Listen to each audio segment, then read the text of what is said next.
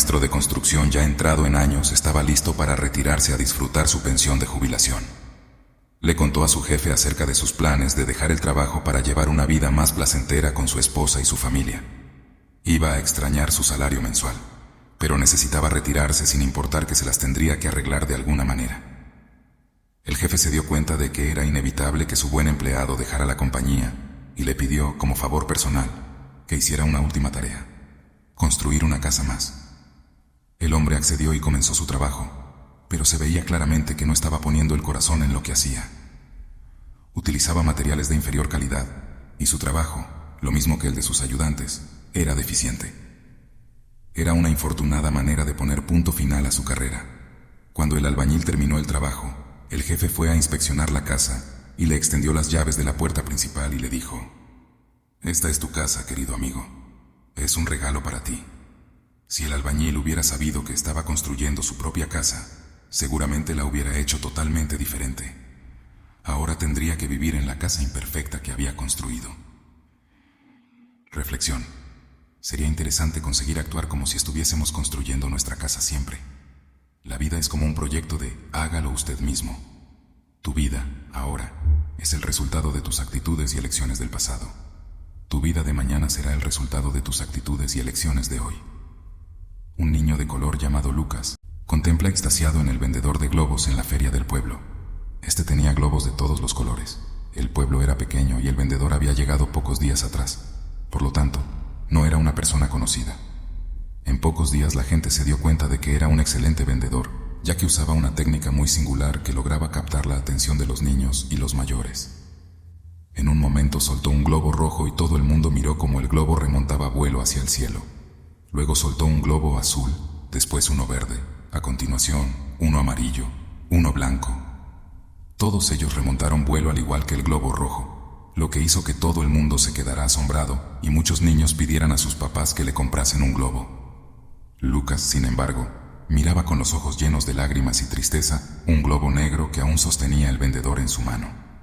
El vendedor se acercó al niño para ver qué le pasaba, y Lucas le comentó: «Señor, si soltara usted el globo negro, ¿subiría tan alto como los demás globos de colores?». El vendedor sonrió comprensivamente al niño, soltó el cordel con que tenía sujetado el globo negro, y mientras éste se elevaba hacia lo alto, dijo: «No es el color lo que hace subir al globo, hijo, sino lo que lleva por dentro». En una ocasión, una mujer muy adinerada de la India se presentó ante el gran maestro Gandhi, pues quería corregir a su hijo de 6 años que comía demasiados dulces y ya le estaban dañando sus dientes.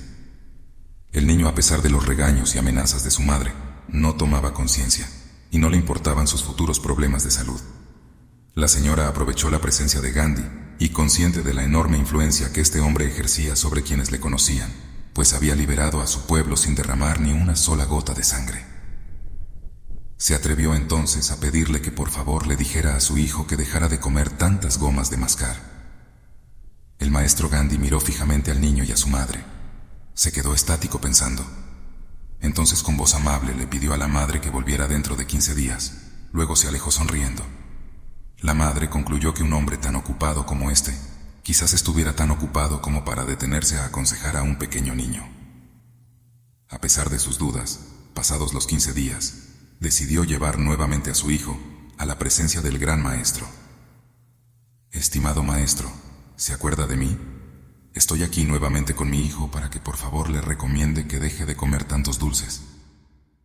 «Por supuesto que los recuerdo», dijo Gandhi.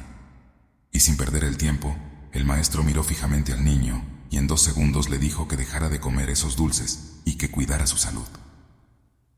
El niño inmediatamente sacó el dulce de la boca y prometió no volver a hacerlo.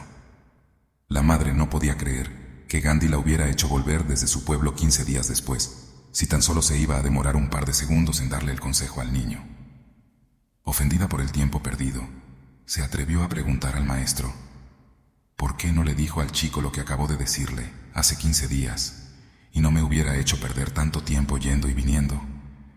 Entonces Gandhi le contestó con ternura: «Lo siento, señora. La primera vez que ustedes vinieron no podía darle el consejo a su hijo, porque en ese momento yo también comía gomas y mis palabras no estaban respaldadas de mis actos hace 15 días. Congruencia es lo que necesitamos para liderar. Estar dispuestos a hacer lo que se dice. Si te gustan nuestras historias, déjame un comentario donde puedas explicar qué has aprendido hoy. Agradezco tu tiempo por estar aquí. Tu comentario nos ayuda grandemente.